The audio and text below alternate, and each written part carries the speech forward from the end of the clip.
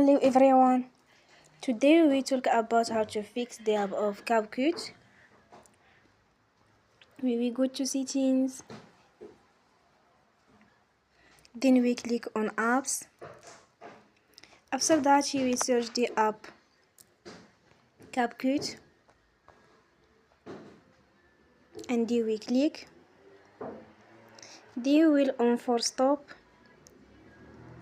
After that we go to storage. Then we click on clear cache.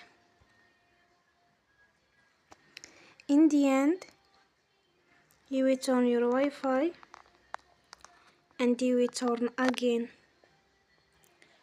Don't forget to support us by like and subscribe. See you next time and thank you for